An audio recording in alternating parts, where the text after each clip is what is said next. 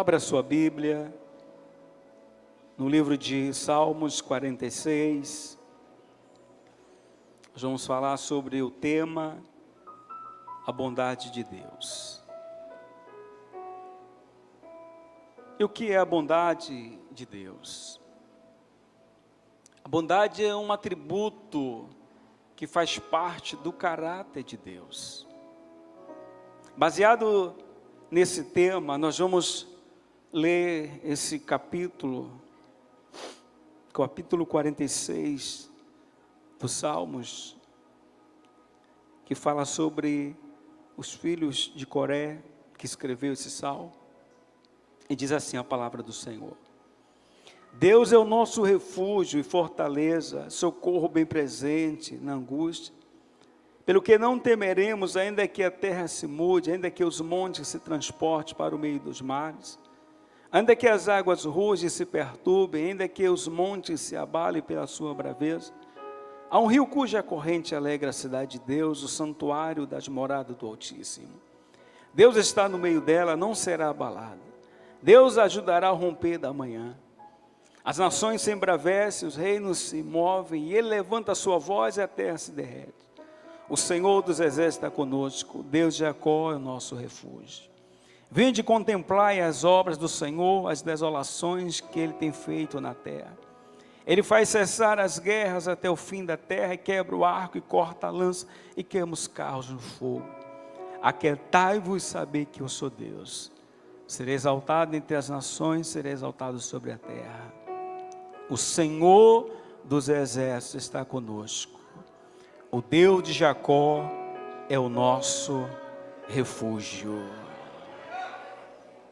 E o nosso subtema: Deus quer estar perto do seu povo e prover-lhe ajuda e consolo. Eu quero compartilhar esse salmo com a igreja, mas a gente precisa estudar o contexto dessa história. Quando os filhos de Coré, está lá escrito em Êxodo capítulo 6, versículo 24, Moisés ele vai escolher essa família que era seu parente, para que ele pudesse auxiliar no ministério. 2 anos depois, quando Israel sai do Egito e caminha pelo deserto, Deus manda eles construir o tabernáculo, e eles constroem o tabernáculo, e Deus separou as pessoas que seriam responsáveis pelo tabernáculo, e Moisés, com Arão, seu irmão, ficou responsável em cuidar do altar do Senhor. E o seu primo, Coré, com a sua família, ele tinha a responsabilidade de auxiliar Moisés e Arão no ministério.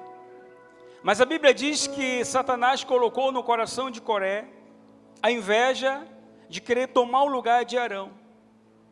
E ele reúne 250 sacerdotes com seus incensários, e eles fazem um motim, e eles criam uma rebelião, e Moisés vai orar ao Senhor. Está lá escrito em Números capítulo 16, versículo 1 ao 22.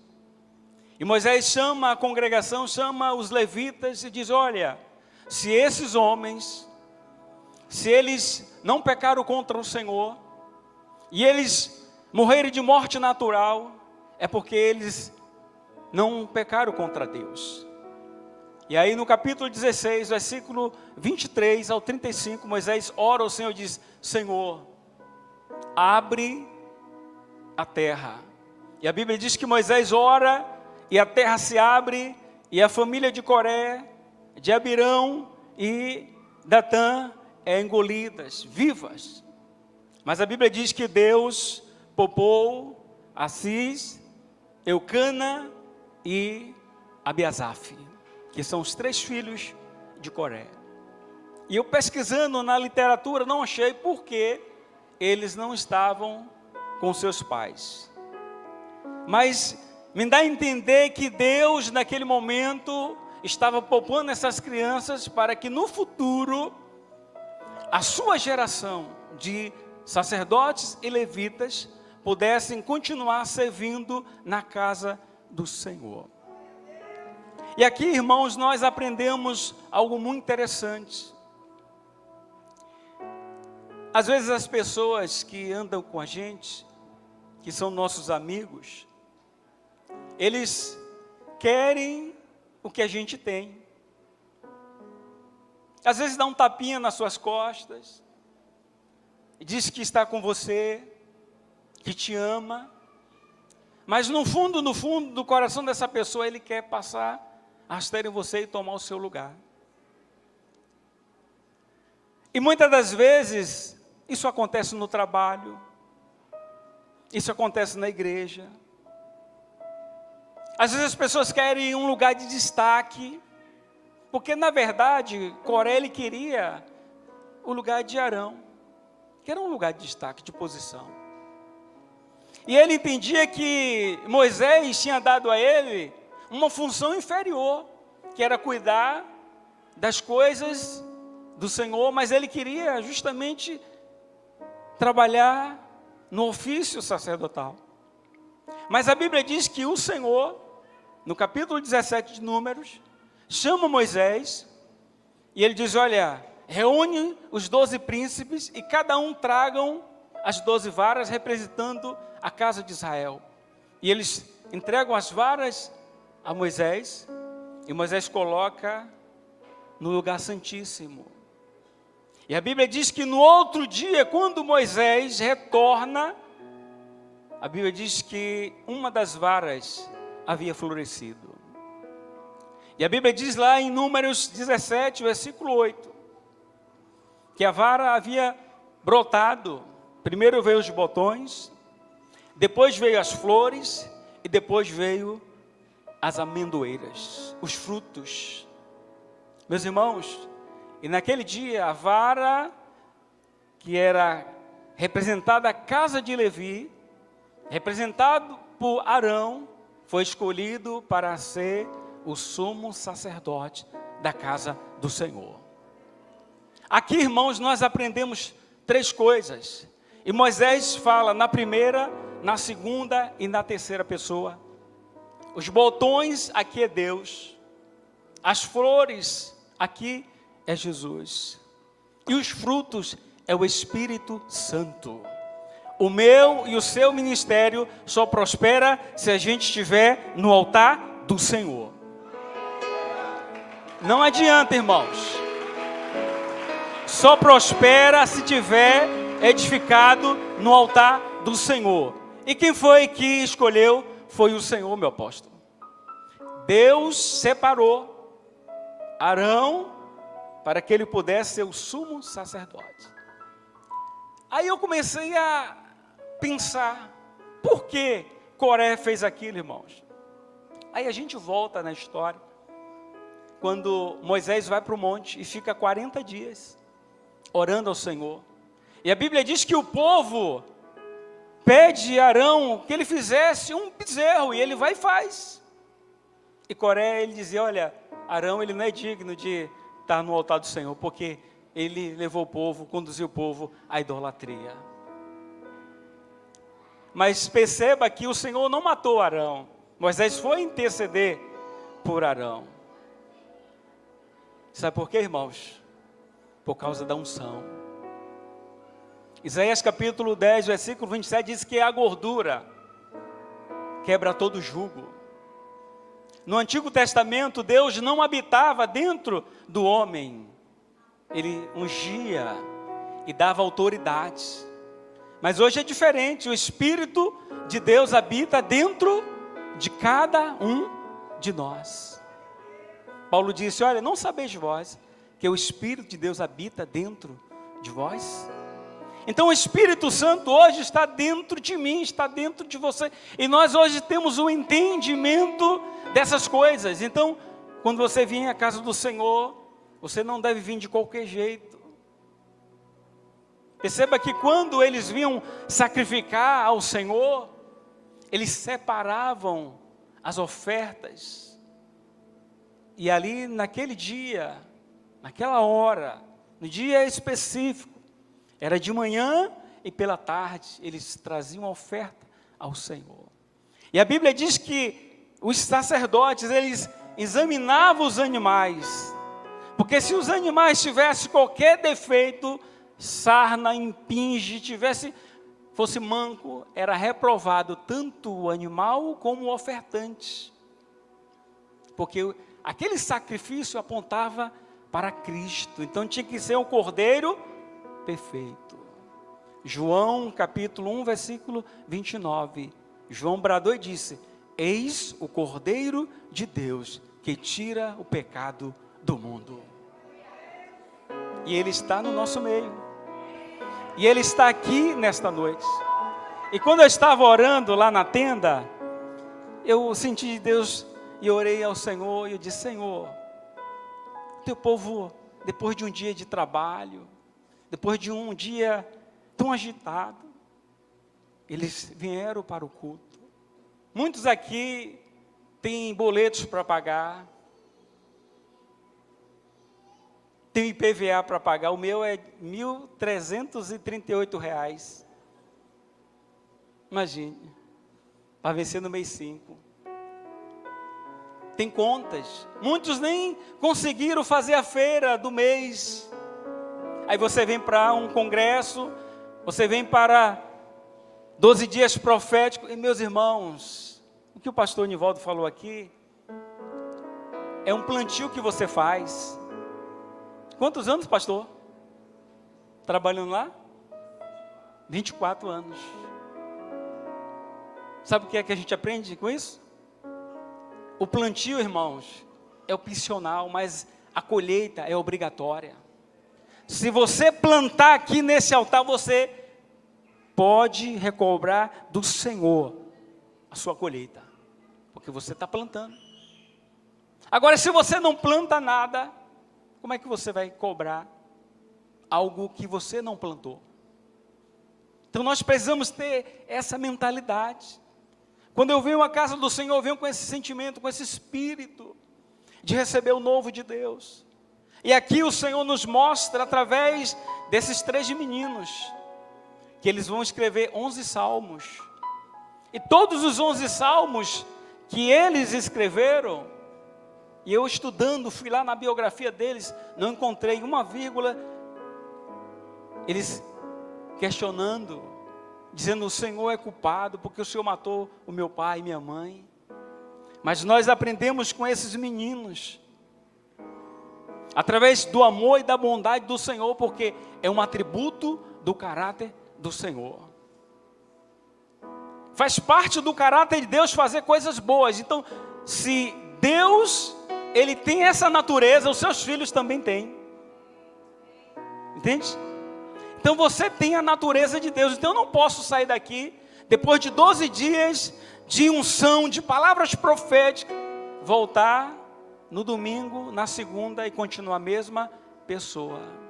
Tem que ter uma mudança. Quando Deus reúne o seu povo, Ele reúne com um propósito. E qual o propósito? Ele quer alinhar o seu povo. Ele quer alinhar a sua igreja. E a gente estava falando mais cedo, apóstolo, lá na tenda. Deus está alinhando. Aí só os irmãos antigos entendem esse linguajar.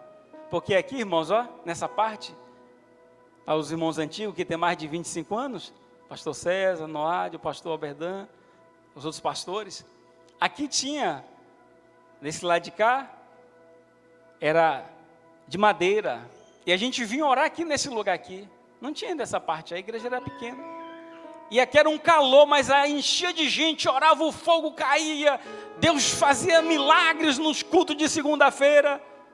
Deus está trazendo de volta os nossos corações, os nossos pés para esse lugar.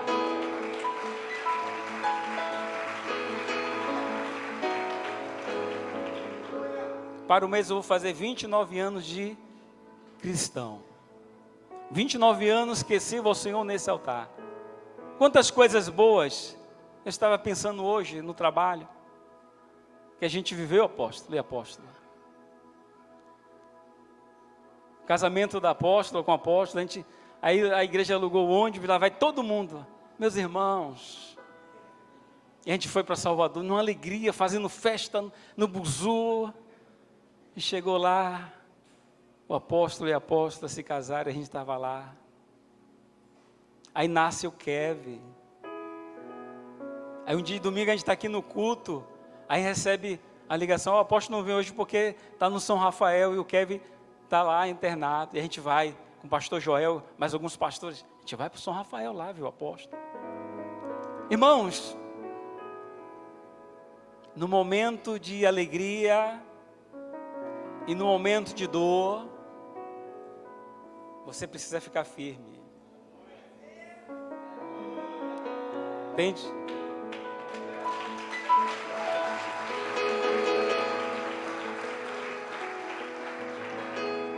A igreja era só aqui, ó, essa parte. Um dia de domingo a gente estava batendo contrapiso. E aí caiu toda a igreja. O teto caiu, desabou. Daqui a pouco veio a polícia, veio as ambulâncias, ficou lá fora. E aí o pessoal, um alvoroço lá fora. E falaram, morreram quantos? Daqui a pouco a gente começou a sair debaixo do escombro. Joãozinho, os meninos. E aí Deus fez um milagre. E Galileia está aqui hoje, de pé. As experiências, meu apóstolo, servem para a gente fortalecer mais a nossa caminhada. Porque essa geração nova não conhece a história de Galileia. Não conhece lá de trás do Ciretran, na padaria do Calil, não conhece. Aí você chega hoje, vê uma igreja com ar-condicionado, povo todo lindo, mas não sabe, irmãos, o preço. Pastora Nancy, pastor Joel, as pessoas mais antigas, que trabalharam. Então hoje nós estamos aqui para viver o novo de Deus. E esses 3 meninos, eles cantaram o novo de Deus. Sabe, irmãos, quando nós estudamos os salmos, que é os cânticos dos degraus, que é do Salmo 120 até o Salmo 134, e aí você vai estudar, são 15 degraus que levam até o pátio dos homens.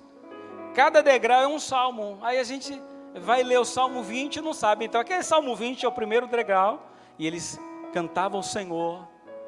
Mas quando esses meninos chegaram, os filhos, os netos, quando Salomão construiu o templo, e eles vão subindo as escadas, porque os sacerdotes, os levitas, eles ficavam posicionados nas escadas com trombetas, cantando 24 horas ao Senhor, e o povo subia e ofertava. E aí eles perguntaram, qual o cântico que nós iremos cantar hoje?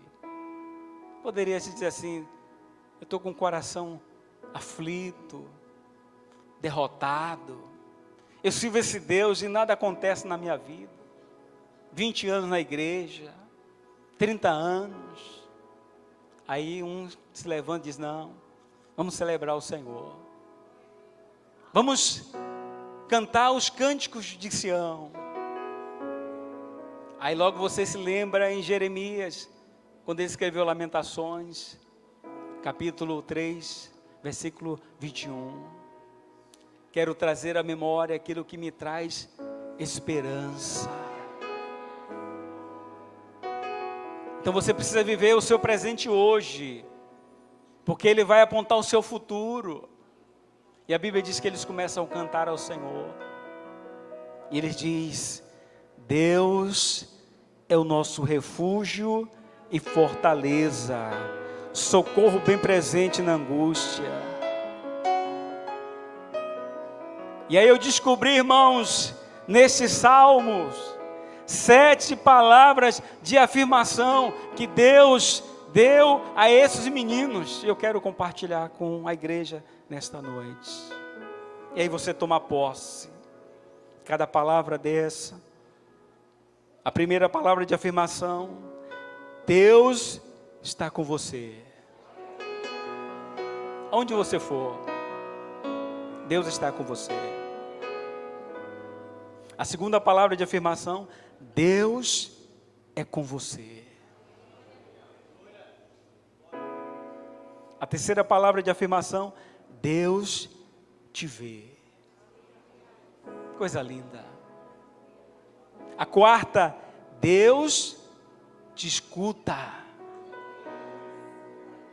A quinta: Deus te conhece. A sexta: Deus se importa com você. E a sétima, que é o tema do nosso ano: Deus te ama. Que Deus lindo!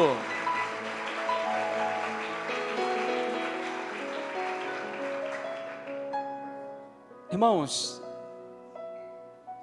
aqui nós estamos falando de 3 levitas, 3 sacerdotes que perderam a sua família porque o seu pai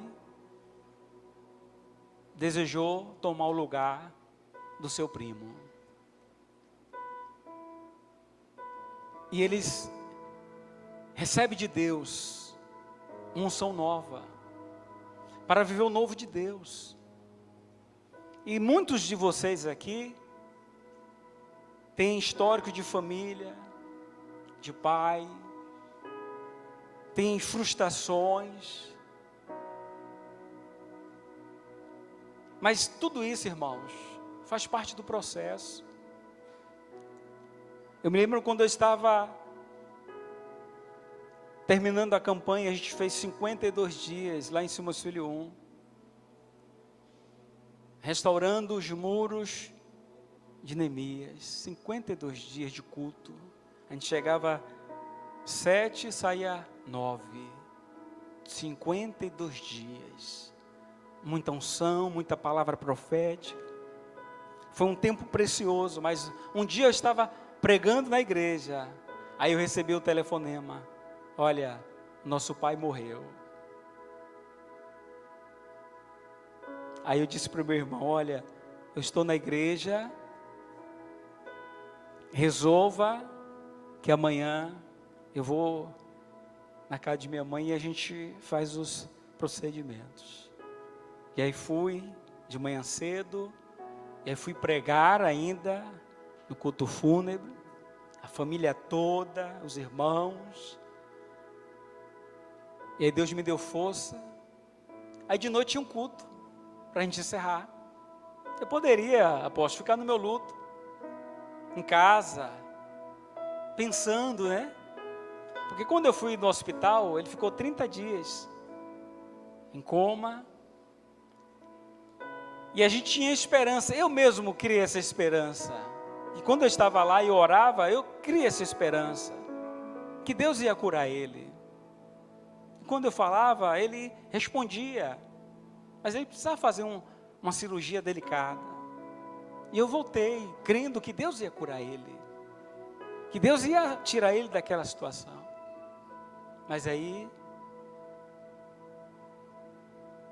Deus tomou para si. Aí eu entendi naquele momento que a perca faz parte. Nós precisamos estar em Deus. E naquele dia foi um culto abençoado, o Senhor me renovou, mas eu estava com o coração partido. Mas eu estava ali diante do meu Criador. E naquele dia Deus fez algo muito grande na minha vida. Me deu estrutura para que eu pudesse estar aqui hoje, irmãos, pregando para você que é jovem, que é novo na fé, que chegou aqui, que tem dias na igreja. Não queira pular etapas, porque faz parte do processo. Não só tem vitória, vai ter choro. Vai ter dia que você vai acordar e o seu pastor não vai estar lá. O pastor Regis não vai estar lá com você. O pastor Vanderlei não vai estar com você. O pastor Etienne não vai estar com você. O pastor César não vai estar com você. É você e Deus. Por isso que você precisa conhecer esse Deus. ter relacionamento, ter intimidade, ter comunhão. E a maior dificuldade que nós temos hoje é que as pessoas, elas querem transferir para os pastores a sua responsabilidade. Qual é a minha responsabilidade como pastor? É chegar aqui no altar e ensinar a palavra de Deus. E qual é o seu papel como ovelha? Ouvir a palavra, extrair a palavra, filtrar a palavra, ruminar a palavra, que demanda tempo. E aí chega em casa, você lê a mensagem do pastor e dizer: aqui o pastor falou algo que não está na Bíblia. Aí você tem que ter estrutura, irmãos, porque você conhece Deus, porque você conhece a palavra, e você não come qualquer coisa. Aí o que as pessoas estão fazendo hoje? Aí elas vêm para Galileia, recebe 12 palavras proféticas, aí quando chega na segunda-feira ela vai lá no YouTube, aí vai lá e ouve aquela mensagem daquele homem que ele nem conhece, que ele não tem nenhum relacionamento. Aí o seu pastor que convive com você, que já levou o seu filho de madrugada, você ligou: pastor, vem aqui. Quantas vezes eu saía de madrugada, ia na casa da ovelha, pegava o filho, a filha, que estava com febre, e vinha aqui para emergência. Aí ligava: vamos lá em Salvador pegar minha esposa que fez cirurgia. A gente ia. Aí no decorrer da caminhada, aí ele olha e ele encontra um defeito no pastor. Eu não sou perfeito, irmãos. Eu estou me esforçando. Aí ele olha: não, pastor, ele não é aquilo que ele prega, não. Alguém despertou isso em você. Aí você começa a fugir do propósito que Deus te trouxe. Então você precisa sair daqui nessa noite: Senhor, me dá a mente de Cristo. Porque só vai ficar de pé, irmãos, daqui para frente aqueles crentes que pegam a Bíblia e ficam horas e horas estudando e meditando. Aqueles crentes que passam horas e horas orando ao Senhor. Esses crentes que vêm para a igreja de domingo, em 6, em ano, esses daí não tem substância para vencer as adversidades. Aí quando você vem para a igreja, aí você recebe uma palavra profética. Pergunte o pastor Anivaldo ali depois. Quantas coisas ele passou no trabalho e ele ficou firme. Aí você chega na empresa, hoje é novo, aí o seu chefe te dá um carão, você fala: vou largar tudo. Aí larga a bênção que Deus te deu. Aí depois vem para a igreja: apóstolo, é para mim porque eu estou desempregado. Você precisa ter maturidade para suportar. Sabe, irmãos, na pandemia eu passei uma prova com meu chefe, foi trocado de chefe. E aí, quando ele chegou na empresa, ele falou: esse daí eu vou mandar para fora. Porque eu já tinha 20 anos na Moraes. Ele disse assim: vou botar ele para fora. Olha, eu não falto, eu não boto atestado, eu estou o primeiro a chegar. Aí disse: não, vou botar ele para fora. Aí foi lá e pediu a minha cabeça ao dono da empresa. E o dono da empresa veio aqui no meu casamento, o dono da empresa. E ele sabe da minha postura como funcionário. Existe o dever e existe o direito. Então, o meu dever eu estou cumprindo. Existe o direito meu, como um servo de Deus, e todo mundo sabe que eu sou pastor. E aí ele disse, olha, vou botar para fora. E foi uma guerra, e eu vim para o altar. E eu vim orar ao Senhor. Aí eu vim para os 12 dias de oração. Irmãos, você não precisa fazer força nenhuma. Entregou? Já orou? Descansa seu coração.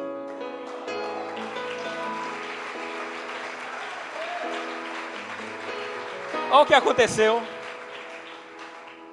Ele me chamou na sala de manhã cedo e disse assim, Oberdan, vou te dar um aumento.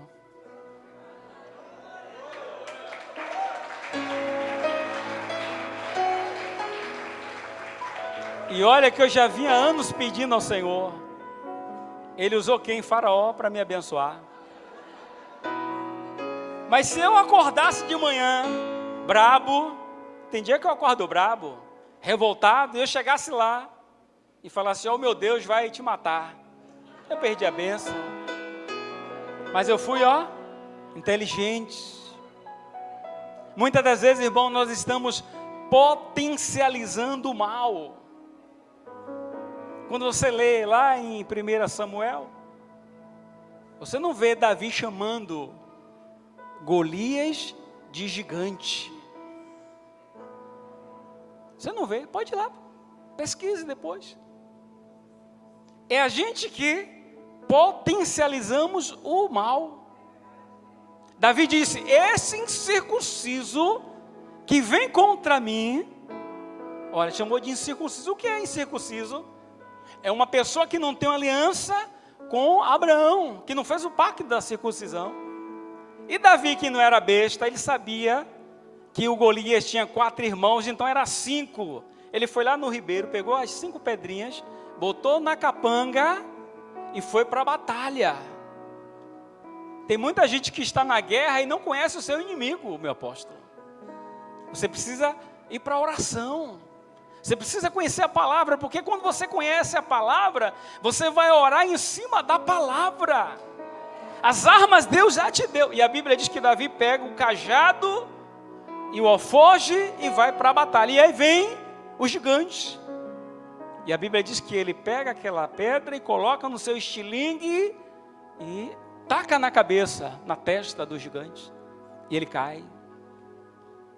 Davi vai, pega a espada de Golias e corta a cabeça e pega como um prêmio. Davi estava dizendo para nós, irmãos, se os 4 irmãos de Golias viessem, ele matava os 4. O seu inimigo, o meu inimigo, ele já foi vencido há 2000 anos atrás.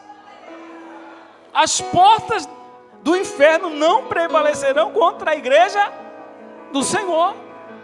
Então a igreja do Senhor precisa ter essa mentalidade. Aí Paulo, quando a gente foi com o apóstolo assistir o filme, né? O Apóstolo das Nações. Aí tem uma hora que aquele filme é tremendo. É fantástico. Aí Paulo está preso, Lucas está lá com Paulo, curando as suas feridas. Aí daqui a pouco vem os cristãos querer salvar Paulo. E ele disse, olha, vocês vêm em nome de quem? Se nesse discurso de vocês tem ódio, Deus não está. Mas Paulo, Roma está castigando. Deus não está nesse discurso de vocês. Voltem. Irmãos, a igreja precisa aprender que ao longo da história, Deus cuidou do seu povo nos momentos mais difíceis da história. Na Inquisição, o rei Henrique disse, vou destruir, vou matar todos os crentes, vou queimar as Bíblias. E começou a queimar as Bíblias, matar os crentes. Foi o período que mais a igreja cresceu. Na Alemanha, com Lutero, eles disseram, vamos queimar todos os livros, todas as Bíblias. Começaram a queimar.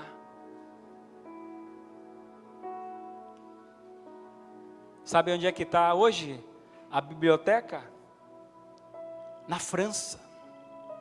Voltaire disse: em 100 anos não vai existir mais este livro, que é a Bíblia. Sabe o que aconteceu? Compraram a casa de Voltaire, francês, e hoje tem um lugar onde se fabrica Bíblias, lá na França, na casa do pai do comunismo, Voltaire. Está lá a Bíblia impressa. Nero disse: vou devastar do meu reino, de Roma, todos aqueles que falam paz do Senhor. Começaram a matar, a perseguir os crentes. Quanto mais matava, mais crescia. Sabe por quê, irmãos? Porque eles tinham o conhecimento da palavra de Deus. O meu povo perece porque lhe falta conhecimento. Oséias, capítulo 4, versículo 6. Mas no capítulo 6, versículo 3 diz: conheçamos. Olha a diferença, irmãos, de um homem de Deus. Conheçamos e prossigamos em conhecer ao Senhor. Vai ter tempestade? Vai. Vai ter vendaval? Vai. Vai ter luta? Vai. Mas vai ter vitória. E eu quero finalizar nesse versículo 1, que ele diz: Deus é a nossa fortaleza. O que é fortaleza, pastor? Fortaleza refere-se à força divina na peleja do crente contra os seus inimigos. Deus é o nosso socorro. O que é socorro? Significa que Ele está no alcance do seu povo e quer que busquemos seu socorro em qualquer momento de necessidades. E o que é refúgio? Refúgio fala de abrigo no perigo, mostrando que Deus é a nossa real segurança nos momentos de tormentas da nossa vida. E eu quero que você abra a sua Bíblia para a gente finalizar. Isaías capítulo 4, o versículo de número 5 e 6. Grave no seu coração essas palavras. Isaías 4, 5 e 6. Criará o Senhor sobre a extensão do monte Sião, e sobre as suas congregações uma nuvem de dia, e uma fumaça e um resplendor de fogo chamejante de noite. Sobre toda a glória haverá um dossel. Será abrigo e sombra contra o calor de dia, e refúgio e esconderijo contra a tempestade e a chuva. Meu apóstolo, 40 anos no deserto, de dia a nuvem cobria, protegendo do calor, e à noite a coluna de fogo protegendo do frio. Deuteronômio capítulo 8, versículo 3 diz que Deus fazia crescer a roupa das crianças. As sandálias esticavam, está lá, irmãos. 40 anos depois, o rapaz com a mesma roupa, com a mesma sandália. É possível hoje, pastor? É possível hoje. Porque nós servimos o mesmo Deus. Agora você precisa confiar nele.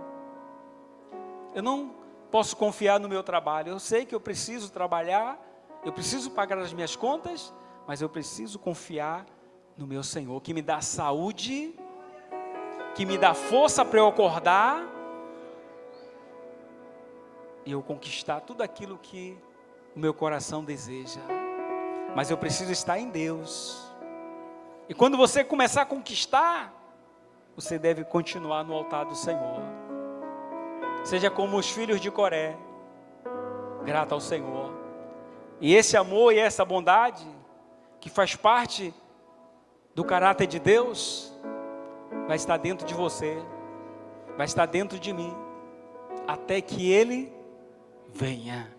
E que Ele mesmo nos abençoe, em Cristo Jesus.